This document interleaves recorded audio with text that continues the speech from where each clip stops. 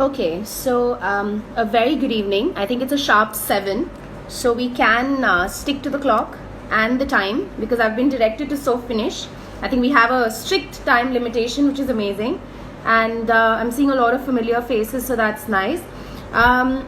We have a very, very interesting topic to discuss today. So I'm going to talk to you guys about something that's very close to my heart. And before I actually kick in and dive into the law points as such, the legality of the issue, I think what's essential is to also tell you that a little about myself. Priya and Amit, first of all, a big thank you for this opportunity. I'm sure that this is going to be quite an eye-opener for all of us.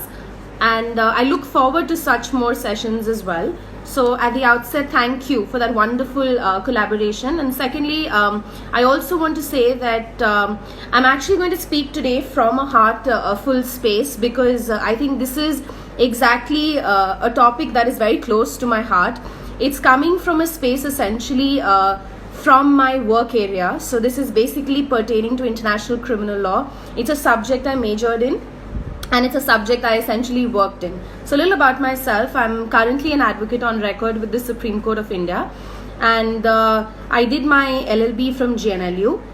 Okay, I see a lot of good familiar faces, okay. So a lot of people are saying that when will I be starting with the particular lectures. I'm getting these pop-ups on my WhatsApp. So just inform your friends amidst each other, okay, that we've almost kicked in. So yes, so I did my LLB from GNLU. After which I went and worked with Amarchand Mangaldas for a while. So I was in their dispute resolution team. And that time we didn't have Sam and Cam. After that, I moved to the University of Oxford because I think I wanted to do something more meaningful. I was finding that space very, very dry as a lawyer. I wasn't enjoying myself in the firm structure at all. I was feeling that it was killing my creativity. So I moved to the University of Oxford. I was working there thereafter at the Hague. I was working with the United Nations Mechanism for International Criminal Tribunals, which is basically this organization that prosecutes war criminals who are heads of states, which is what we're going to discuss today. I wanted to tell you a little more about my stint at Oxford and talk about that, but I think time is so short that I didn't want to go into that particular detailing as yet. But anyway, by the time I was at The Hague, I was at the tribunal with my work ex. It was quite interesting because Trump had walked in. We were packed back home. So thereafter I came back to India. I've been litigating since and it's been a wonderful journey. I teach in 2 law schools. I teach international crime and I teach Supreme Court practice and procedure. So today I'm going to speak to all of you about this very interesting aspect of complementarity, which is essentially something which the Rome Statute or the International Criminal Court sort of deals with. This is a completely new area of law for a lawyer who's probably well versed with Indian domestic laws, and so it's going to be very interesting to understand how the international platform sort of looks at this. So I think a good idea would be to get a pen and paper or probably take down some sort of notes, because I always say this before I take any lecture or any online class, that I'm really not teaching off a book, okay. So today I'm going to be talking about jurisdictions. I'm going to be talking about admissibility. I'm going to be talking about international criminal law essentially, okay? So that's the premise of the discussion. Right. So first and foremost, what is jurisdiction, okay? And this is from an ICL perspective, international criminal law perspective. So when we look at jurisdiction, the first thing to understand is that it could be of 3 essential types. You could have a personal jurisdiction. You could have a subject matter jurisdiction. You could have something which is called a territorial jurisdiction. Okay, so these are the essential types in international crime world that we see. And apart from these 3, you have something called a universal jurisdiction. Okay, so territorial, personal, spatial, and you could also have definitely a universal jurisdiction. Okay, so that's very interesting because how the legacy of the tribunal started is actually going to lead us to the discussion as it is today. So before I go into jurisdictional aspects, I just want to tell you what's the premise today of the forum that we're looking at. So basically, there is an entire body of law outside in public international law, which is recognized as a formal body of law called international criminal law. Its job is to ascribe individual criminal responsibility individual criminal liability upon the heads of the nations, upon the heads of the states. So there is this entire new body of law which Indian lawyers have no idea about, which is why this discussion becomes very interesting. The reason why as a young lawyer I was able to sort of talk more about this was because of the fact that not many Indian lawyers are technically aware of the existence of this field as well. So like public international law plays between states, okay? You have different countries fighting amidst each other, like India versus Pakistan with the Kulbhushan Jadhav case, okay? That's happening where? That's happening ICJ at the Hague, International Court of Justice. That's the body, okay? Now, similar pattern for trying the heads of those states, the prime ministers, the presidents of those states, you have a separate court called the ICC, International Criminal Court. So keep this funda very clear that there are two parallel mechanisms.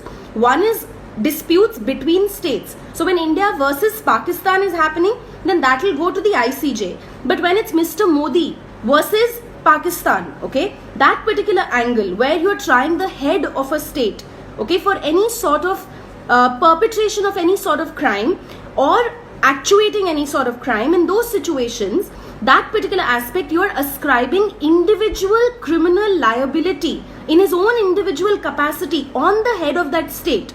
Simple example, Jallianwala Bagh, okay, take this canvas, that there is General Dyer who's ordering the commission of that particular crime, shootout, okay, at the Jallianwala Bagh scene. Now, but there is a soldier who's actually pulling the trigger. So there is a concept in international crime called superior responsibility or command responsibility, wherein someone at the field is pulling the trigger. The person who's actually committing the murder, actually committing the shootout, is standing on the front line. It's an army jawan.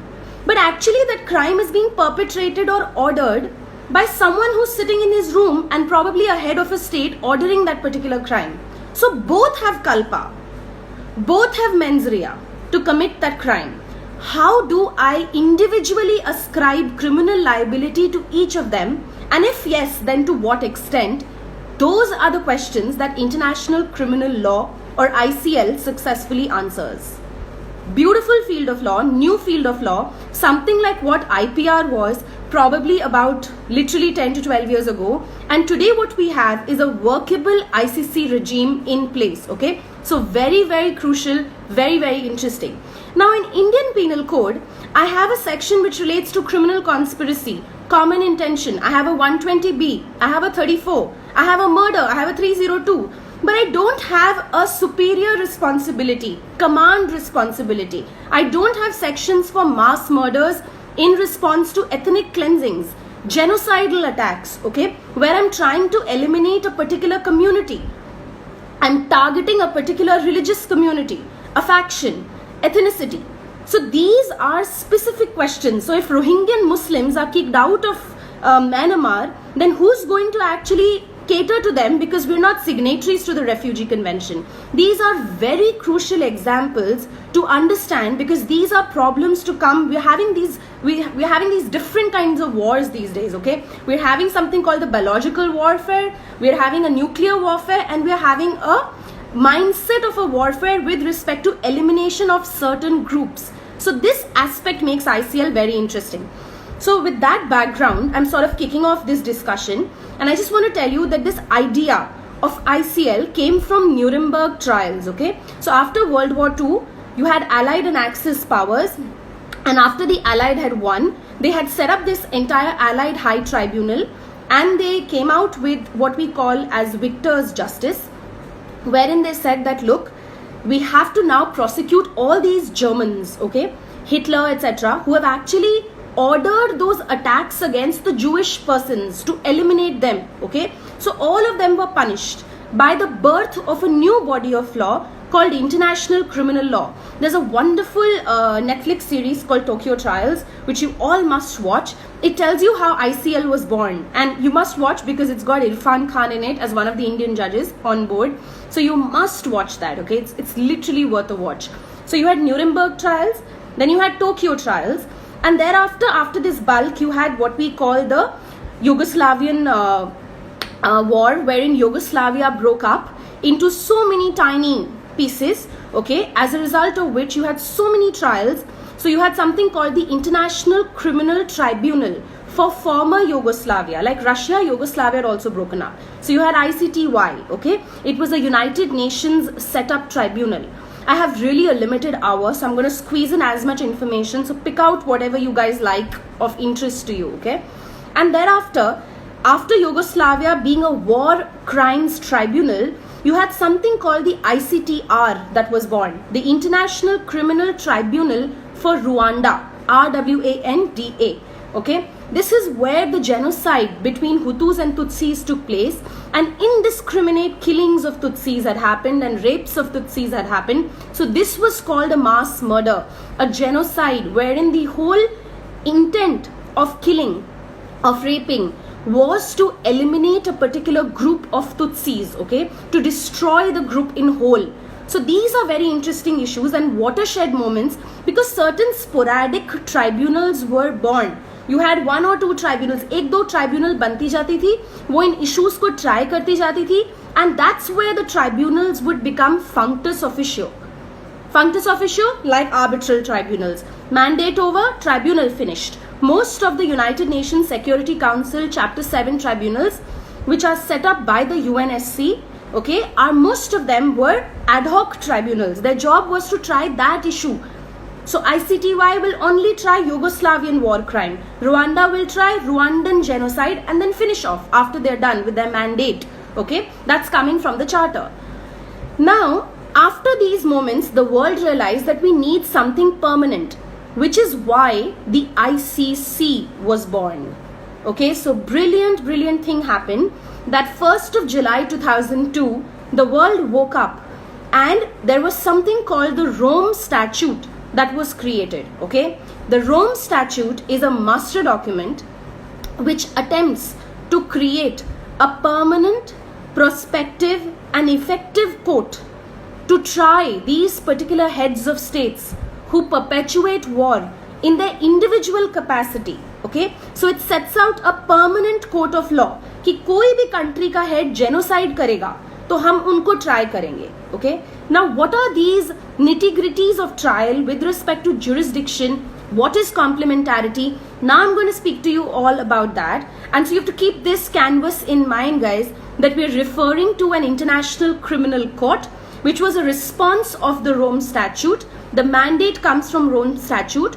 Rome Statute is a treaty which about 130 or 140 odd countries have signed and about 120 have ratified. And the Rome Statute looks at the creation, I would say, of a plausible, workable mechanism for the world to now effectively stop the commission of these crimes, which are so heinous, okay, that they actually hit at the root of humanity. So if you have a Rohingyan Muslim in Burma, in Bangladesh, in India, they should attain and get the same kind of respect, the same kind of repute, okay, the same kind of human rights affordance that any person anywhere across the globe is getting, okay? So that's the premise. Now let's quickly get to the law. I want to teach you guys certain really interesting principles. I usually get 6 months to teach this subject, and I get very excited when these kind of topics come up, because I feel so proud that I didn't read this when I was in law school, and I'm so glad that I'm able to give this information back to probably come home and talk about this in India, because I feel we all need to know about this.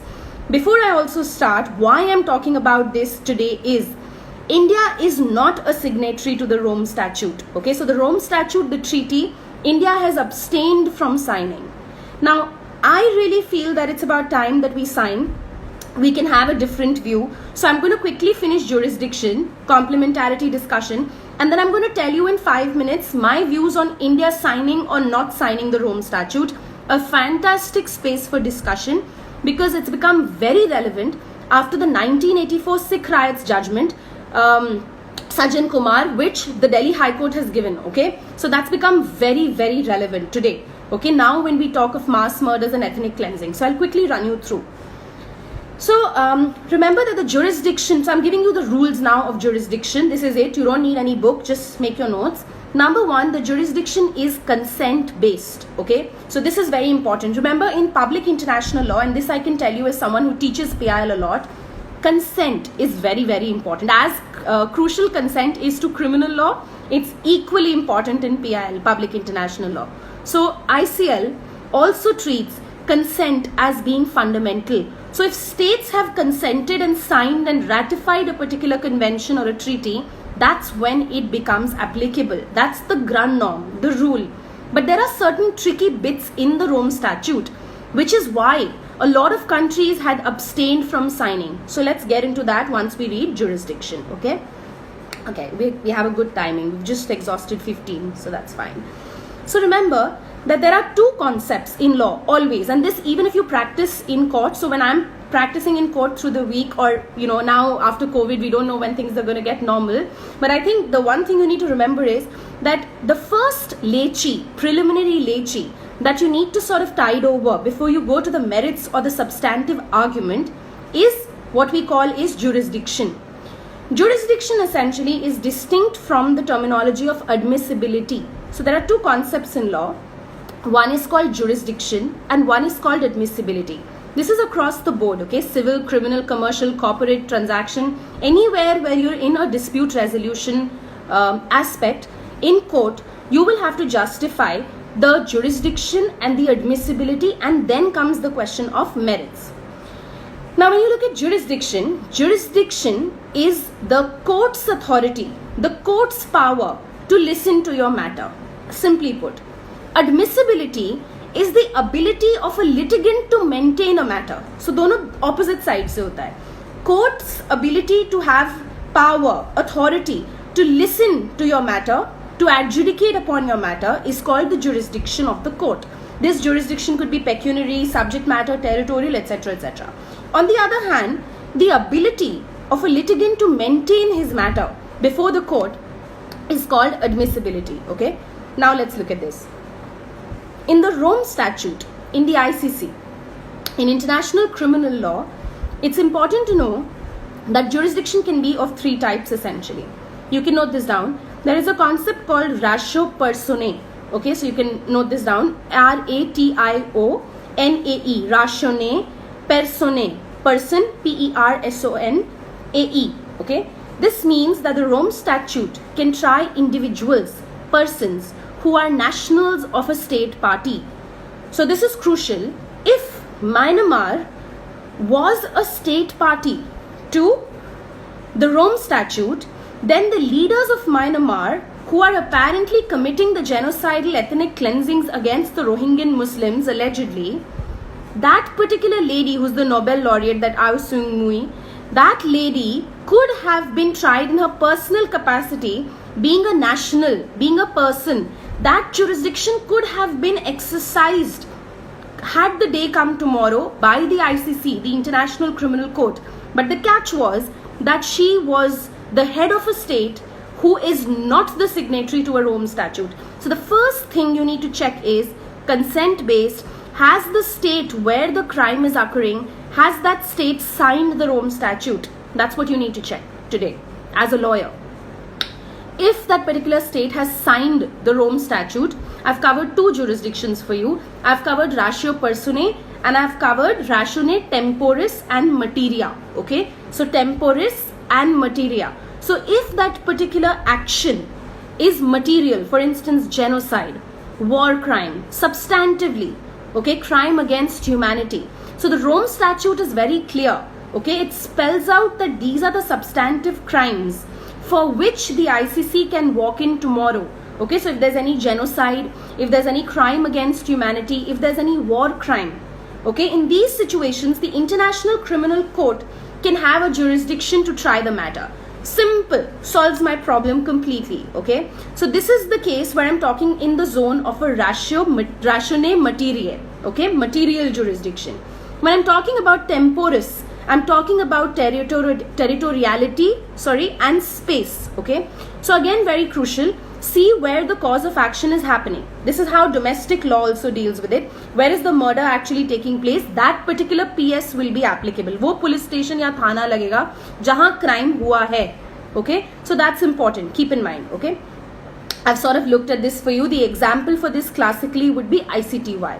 The Yugoslavian crime, when Yugoslavian war crimes had occurred, all those people who were involved within that territory of Yugoslavia, whether it was a militia leader, whether it was someone coming from any sort of head of states of Bosnia, Herzegovina, all of these persons, Mladic, Karadzic. So there are loads of names in ICL. You can sort of go through it if you're interested. So this is one aspect of looking at jurisdiction. Now let's look at admissibility. Okay, so jurisdiction is super clear. It's the ability of a court, and ability could be subject matter, space, okay, person, etc. Now the other thing is admissibility. Very interesting. Admissibility is coming from Article 17 of the Rome Statute, which is a distinct article based on complementarity. Okay, so admissibility in Rome Statute actually arises at a later stage. It means that a country, okay, now has to see whether it can actually establish the ICC jurisdiction with respect to complementarity. Now let me answer this for you. What is complementarity? That's the question we need to first understand. So when the title of today's discussion reads complementarity of the Rome Statute, what is that?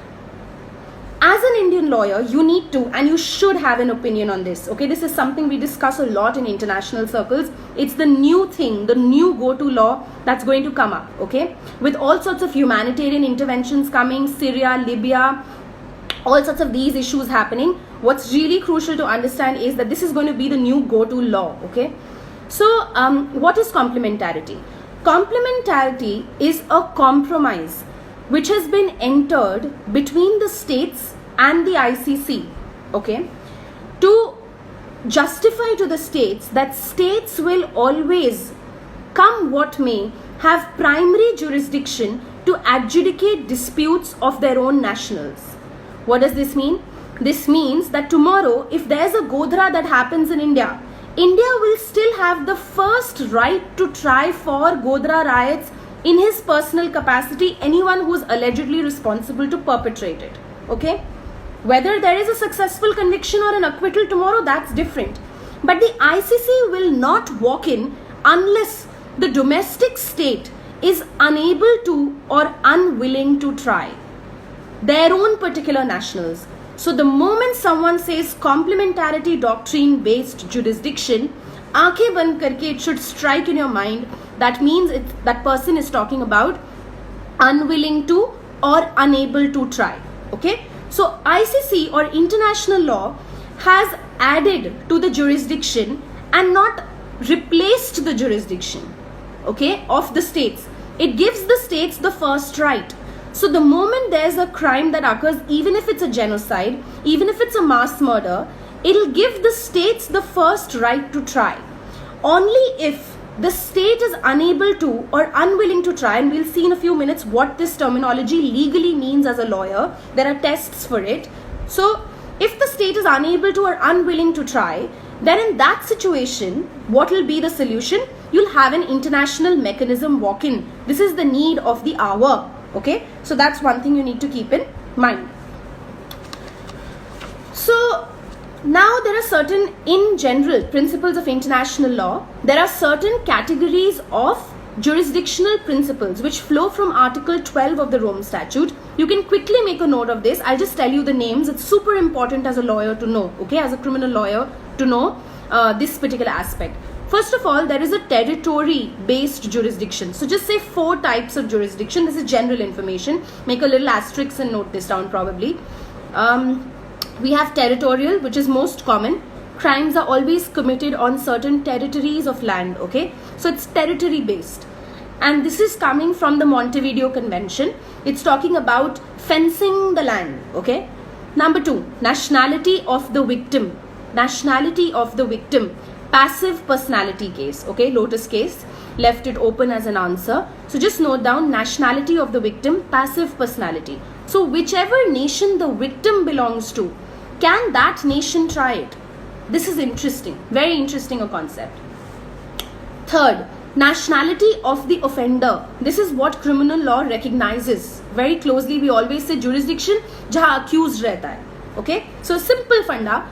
This is called the active personality principle. The nationality of the offender. This is the third type of jurisdiction to ascribe. Okay? I see a lot of comments. Hello to everyone who's walked in. Okay? I see a lot of my students as well. So hello to everybody, Shabnam and everyone. Okay, so you have something called an active personality principle, wherein you actually talk about the nationality of the offender.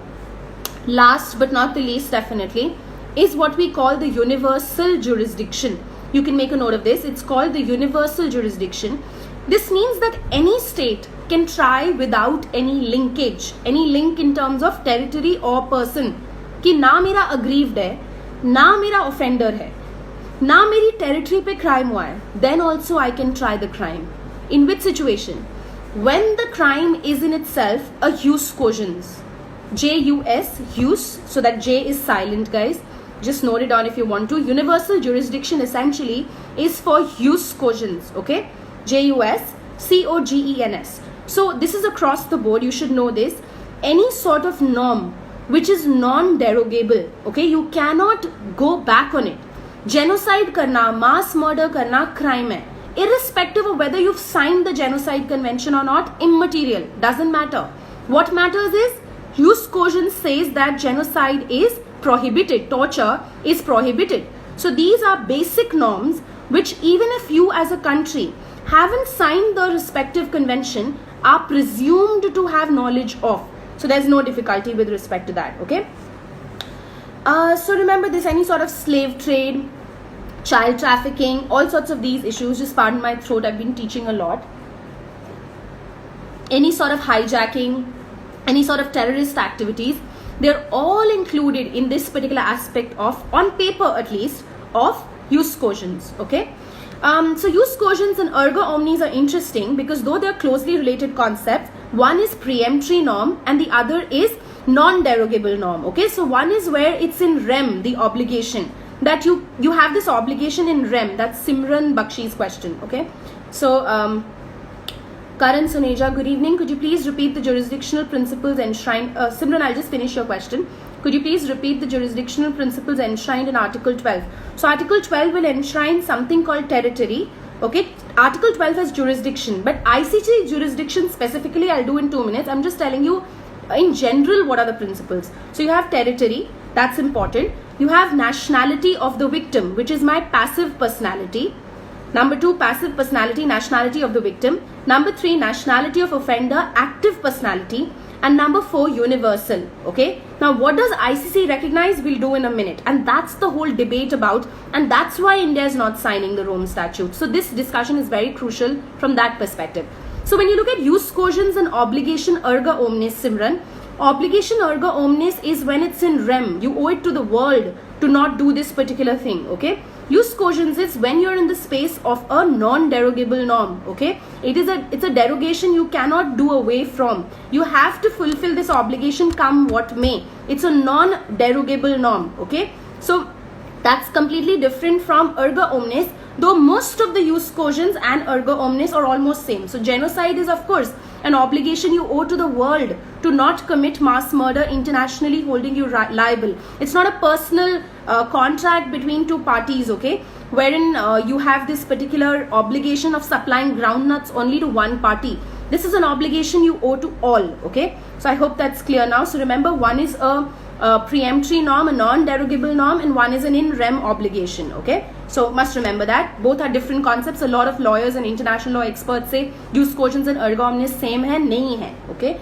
There's a huge difference in the understanding of the terminology, though most of the things which are jus cogens today are also erga omnes, okay? That's why that in rem obligation makes the jurisdiction universal, okay? I hope that's really clear. Okay, thank you, Simran. Good question. So because it's an erga omnes, it's an obligation owed in all to the world. That's what makes the jurisdiction universal, that any state can try it, koi dikkat nahi hai.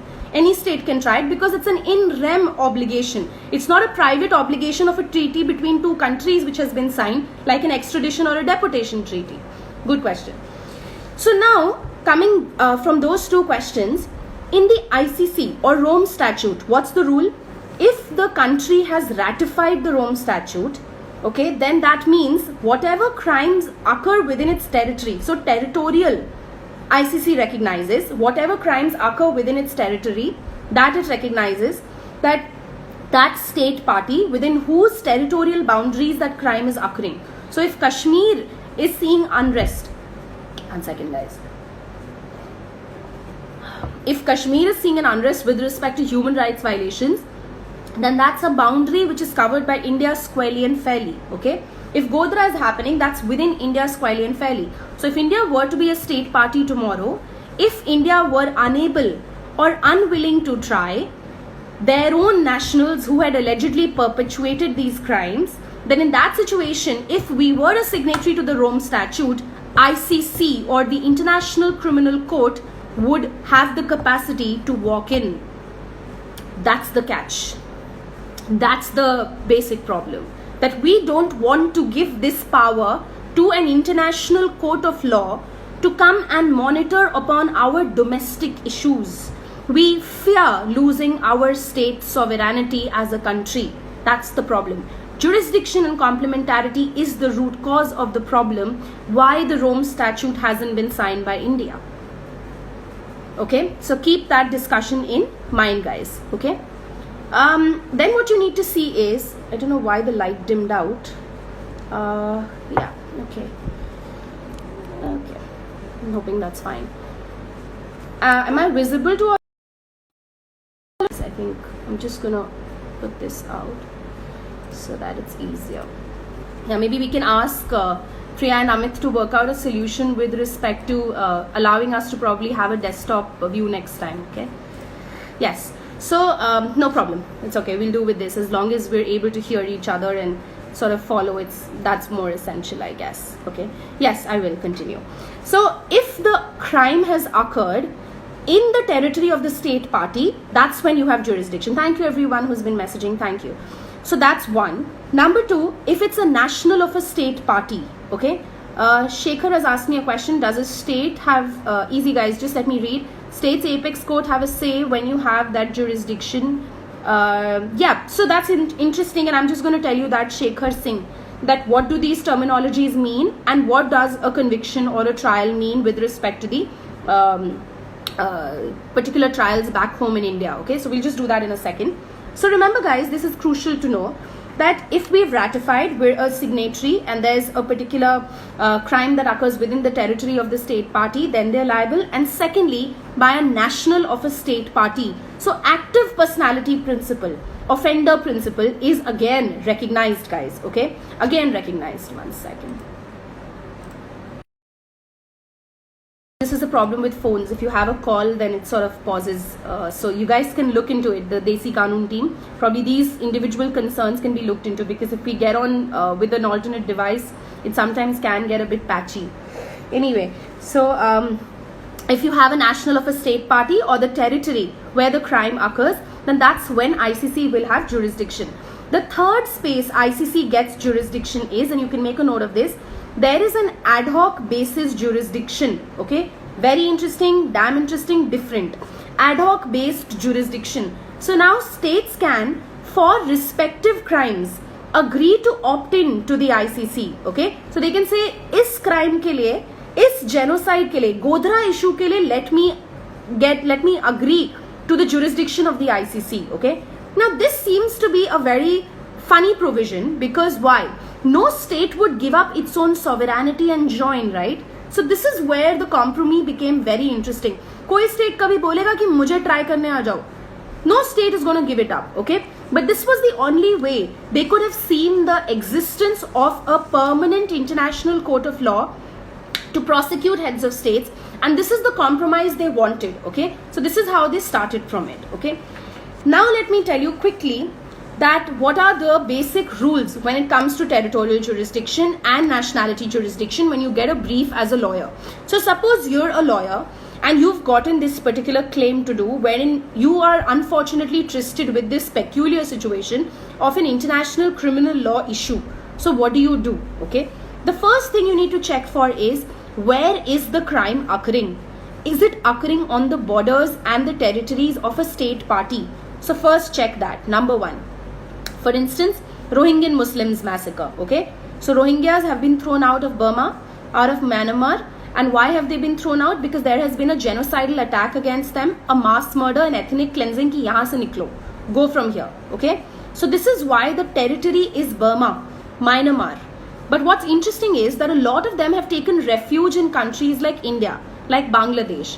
Now in this situation, the crime is flowing. The crime is also occurring here, okay? It's also having ramifications or repercussions here. They are being pushed here, okay? So very interestingly, this year, Bangladesh has invoked the jurisdiction of the ICC Rome Statute, and there has been a notice on the matter. ICJ has also looked on it and come down very heavily on 23rd of January 2020 upon Myanmar, saying that stop this ethnic cleansings, stop this genocide against Muslims in Rohingya, okay? Stop targeting them and throwing them out.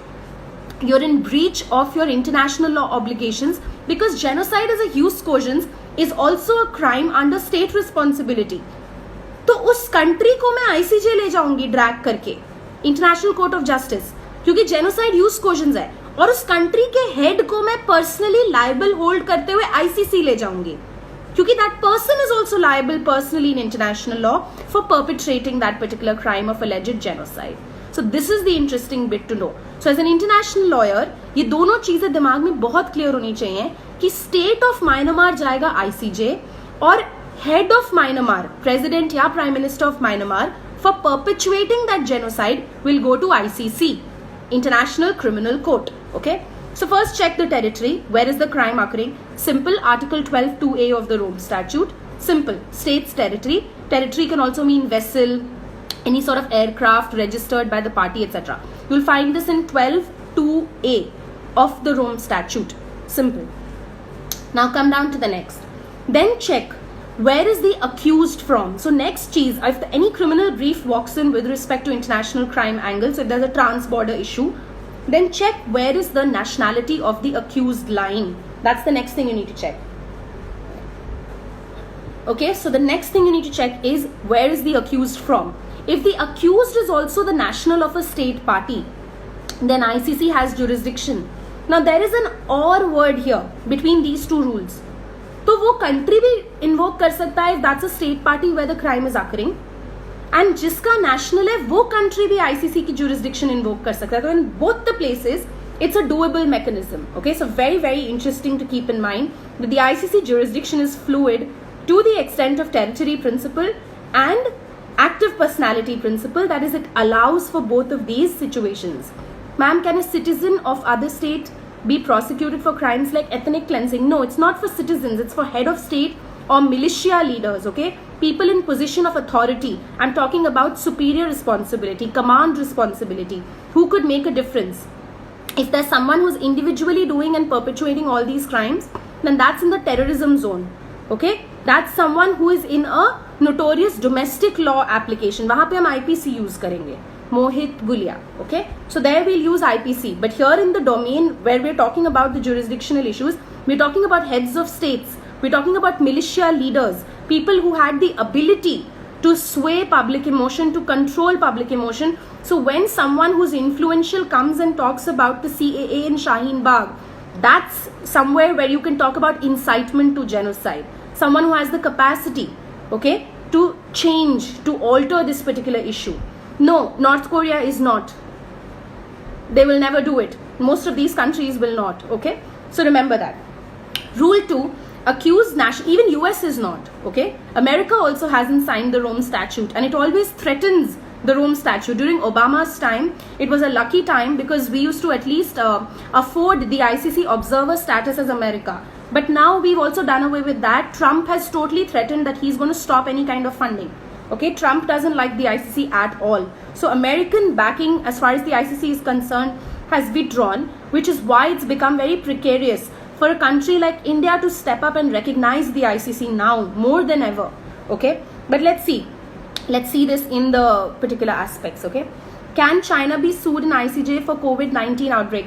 Madan, this is technically not my topic of discussion today, but I'll still tell you with respect to this. Until and unless we have sufficient proof that it has been a biological warfare and not a pandemic, which is natural, okay? So even if the WHO has come out and said that, sorry, this is not a biological warfare, we don't have evidence to do that. So as much as we may want to drag China, at the end of it, we will not be able to do so.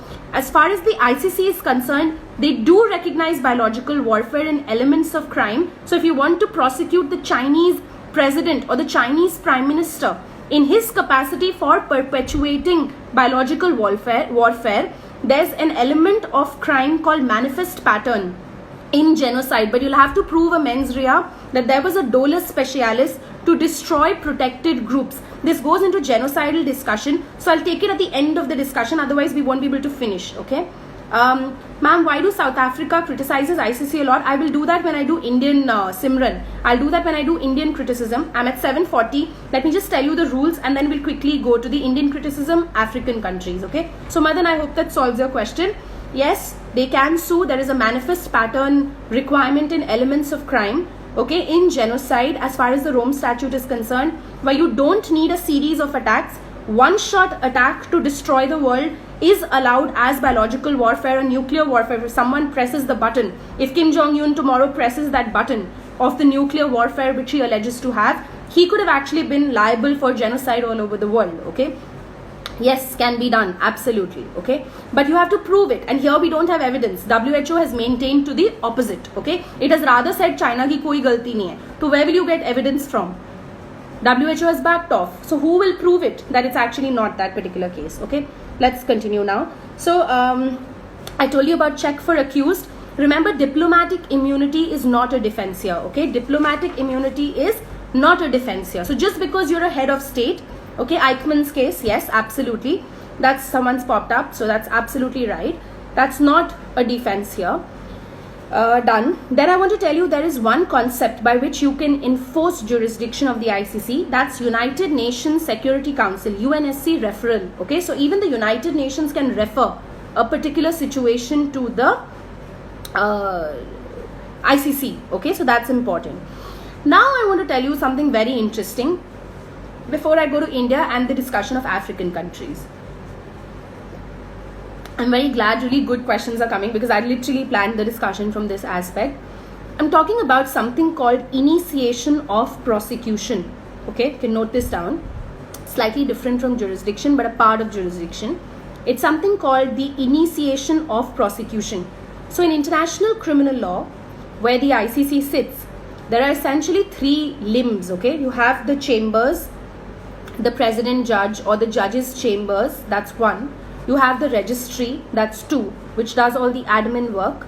And you have the OTP, the office of the prosecutor. Okay, the OTP, in India, we have an IO, we have an investigating officer, we have the police, okay, which is essentially the investigating body. And that job is done by the police of collating evidence and material. But in international crime, that job is not done by the police. It's done by the OTP. It's done by the office of the prosecutor. So the prosecutor has these particular field officers. It liaises with organizations like Amnesty International and any sort of evidence collecting bodies, local bodies where the crime has occurred. It can have all that power to hire all those bodies and collate certain material. Okay, what will be that material? That material is the information that the OTP gathers in a bundle and creates and puts together for the chambers to then decide if it can actually start and prosecute that particular case, okay? So OTP is that office of the prosecutor. Now you can initiate prosecution by three ways, okay? Three types of ways by which you can initiate prosecution under the Rome Statute, Article 13.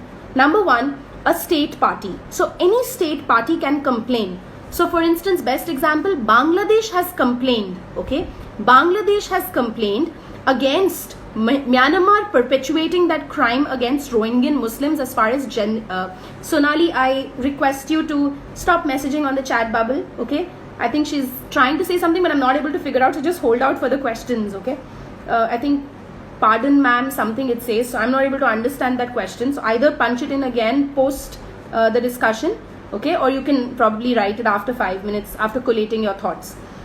So you have Article 13A and 14, okay, which is essential, and you have something called a state party, okay? So Bangladesh has invoked this particular jurisdiction and said that, look, Myanmar should stop doing this, okay? So state party can definitely invoke the jurisdiction. It can trigger the prosecution, number one. So if you're a signatory, you can trigger the prosecution. Number two, any sort of United Nations Security Council, okay, UNSC Article 13B. very important. Article 13B, okay?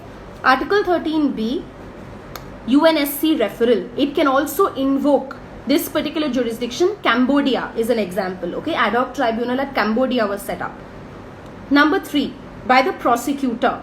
Now this is called proprio moto, and this comes under scrutiny, okay? So you can note this down, proprio, P-R-O-P-R-I-O, proprio moto, M-O-T-O.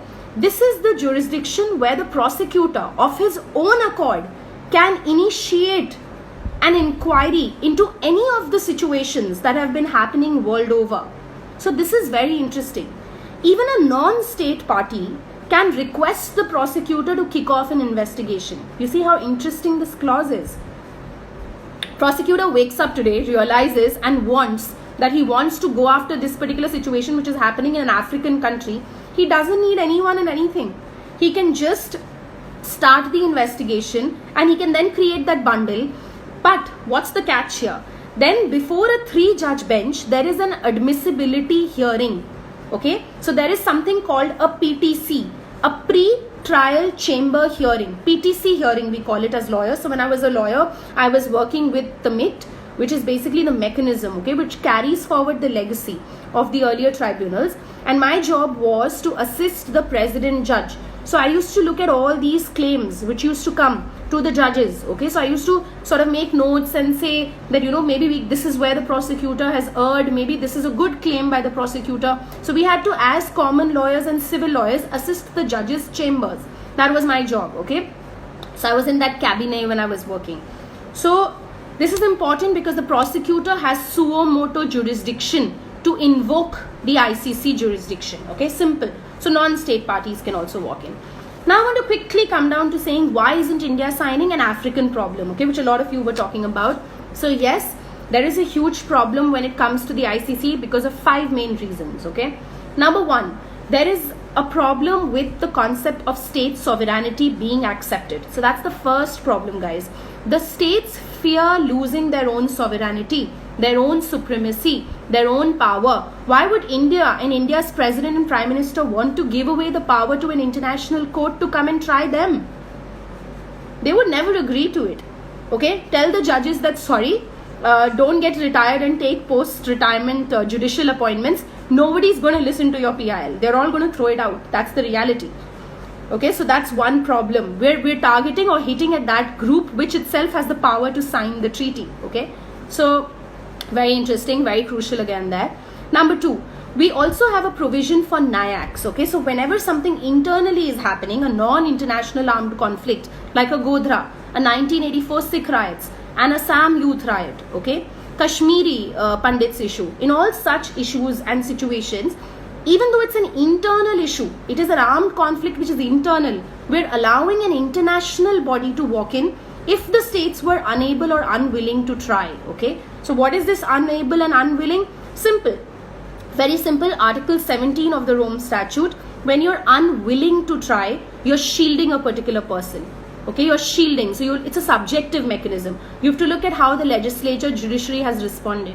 If you're having an unjustified delay, okay, or any sort of institutional breakdown, you're basically unwilling to try. And of course, if you're unable to try, you do not have a sufficiently good and robust judiciary. It will collapse.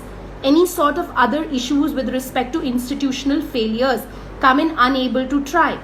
So most of these African countries come under that particular ambit. So Simran, to answer your question, the ICC when it started out was a regime of the powerful, downplaying the lesser known, which is basically the underdeveloped or the developing countries. So they found these African countries as easy sporadic targets. Okay, very very interesting, easy targets to pick and choose from. तो वो सारे African countries को target करते गए फटाफट. Okay, and that's why these countries, because they had institutional failures, they did not have a robust judiciary. But that problem will not arise with India. We have a judiciary. Even though we may acquit someone for Godhra riots, we may acquit someone for any sort of a Best Bakery case, but at the end of the day, we have tried the person. Mere acquittal will not mean unwilling to try. So that's why India may think about going ahead with the Rome Statute. We're vying for a permanent seat. We want a permanent seat, but we don't want to accept universal jurisdiction. this dichotomy won't work. If we are agreeing to the rule of law, we're agreeing to a global high table, then we need to show faith and take leap and probably sign the statute and say it's okay. Jo bhi hoga, we have a good enough judiciary, we have a legislative and executive mechanism in place. We are going to give this particular justice through, and that is why it's never going to be a case of unwilling to try. So as an Indian country, I will always have the first right to try, because complementarity principle says always first right to country, and only when the country fails, is unable or unwilling to try, will international law walk in. So simple compromise. Maybe it's time for India to rethink. That's the question which we are placing. Okay, so I hope that sort of looks at all those particular queries, and that's what's interesting in today's day and age when we look at it. Okay, I also want to tell you two very, very interesting things. Of course,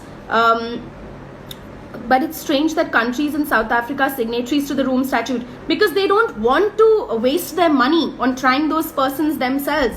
It's a very expensive mechanism. They have institutional failures, Simran. They have institutional failures. They don't have the kind of money to effectuate criminal trials. That's the basic problem. So they find it easier to give it off to an ICC. Okay, and where does ICC get its money from? State cooperation, state parties, state funding. Okay, so that's what's interesting. All those judges who are appointed at the ICC as ICC judges are also all those people who are being paid by the state parties. Okay, people who are getting funding. So even though America is not a state party, it still funds the ICC to the maximum level. That's how it retains control at the ICC. Very interesting it is. Most of the judges on the ICC and the MICT panel, where I also worked, were Yugoslavians, for instance, but held a dual citizenship of America. So it's going to literally run everything. What if the prosecutor belongs to a particular nationality? He is going to pick out those countries which he wants to engage that supriomoto and propriomoto superiority over them. Which procedural and evidence law is followed in ICJ? So ICJ, Aditya Raj Pandey, ICJ is different from ICC. Okay, ICC follows rules of procedure and evidence. RPE we call them as lawyers. This is completely different. It is an extension of the Rome Statute, and you have something called the elements of crime, Article 9 of the Rome Statute. So our rules of procedure and evidence for every tribunal and every particular court of law's charter in the criminal side of things internationally, we have something called RPE, rules of procedure and evidence. ICJ is different. Sources of PIL come from Article 38 of Rome Statute. They have their own treaty-based organization, UN Charter. That's where the ICJ operates. Okay? So evidence law and procedural law comes there. ICJ is completely different from ICC, what we've been studying. Okay? Yes. So that's the sort of distinction we're looking at. Okay? So I hope that solves your query. When you're looking at ICJ, it's a disputes between two states. International Court of Justice. What's ironic is it's on the same street in The Hague. It's on the same street where ICJ sits and where ICC sits, okay? The same street. But one is where states are fighting against each other. One is where an individual is being tried as a criminal for perpetuating that same crime within his state, okay? So that's the distinction or canvas. Hello, Tarveen sir. Good to see you. So, yes, that's the sort of distinction that we have, okay? So that's interesting. Someone has said, I guess, follows the purpose-based approach. No, that's peculiarly for genocide. Don't confuse. That's for a substantive crime, okay? That's how genocidal laws are looked at. Purpose-based approach is just that for genocidal attacks, okay? That's a substantive law concept. That's not the general answer to everything. The answer is rules of procedure and evidence, okay? Yes. So I've sort of looked at this canvas for all of you, and that's why it becomes very interesting with respect to India not signing. I have pretty much touched everything with you with respect to jurisdictions and admissibility today. I think we fairly ended in good time. And thank you so much for a patient hearing. I had a wonderful time talking to all of you. If there are any more questions, I'll be happy to take. I think I've pretty much picked up all the questions on the way. Okay, so we're going to wrap up with that. And thank you so much for all the particular questions, for a beautiful discussion. I'm sure we're going to again meet super soon and talk about the ICC. Okay, and thank you so much. Thank you for a patient hearing. I hope I was able to talk to you a little about how the ICC and ICL operates. and how complementarity in India could play out. So thank you, Niharika. That's so kind of you to say. Thank you. Thank you, Mohit. Thank you, everyone. Thank you so much. Thank you, Shekhar. Thank you, everyone, for a good hearing. And yes, thank you. Ayush Kumar, Niharika, thank you so much. Okay, keep in touch, everyone. Simran, it's so good to hear you. Thank you so much. That's so kind of you. Yes, likewise. I also love interacting with all of you. Thank you, Adi. Thank you, Madan. Okay. Thank you, Nitesh. Thank you so much. Thank you, Dipanshi. Okay. I'm going to try and thank as many as I can until I have time. Thank you, Sonali. What were you asking? Your question, if you want to go ahead, we have a minute. Thank you so much for imparting knowledge. No problem. That's something I worked in, so that's fine. It's close to my heart. I always get nostalgic when I talk about it. Can we get your contact number? Feel free to contact me on social media profiles. That's fine. I usually respond if it's someone who comes with a polite message. And you can always write to me on my email address. And my number is something that probably is something that I keep to my chest. But yes, you can definitely get in touch with me on Gmail. Okay. Yes. I'm not a phone person, so sorry. Yes. Okay. So thank you so much. I'm going to end this. Thank you, Rohan. Thank you, everybody. Okay. So I'm going to end this now. Thank you so much. Okay. Bye-bye. See you. Have a good evening. Stay safe, everyone. And I hope this time gets faster and we're able to meet. When will I come live again? Okay. You have to ask Priya and Amit that and Desi Kanun, but we'll figure something out for sure. Okay. I have my own courses running. So if any of you are keen, feel free to join. Okay. Thank you. Thank you. Thank you, everyone.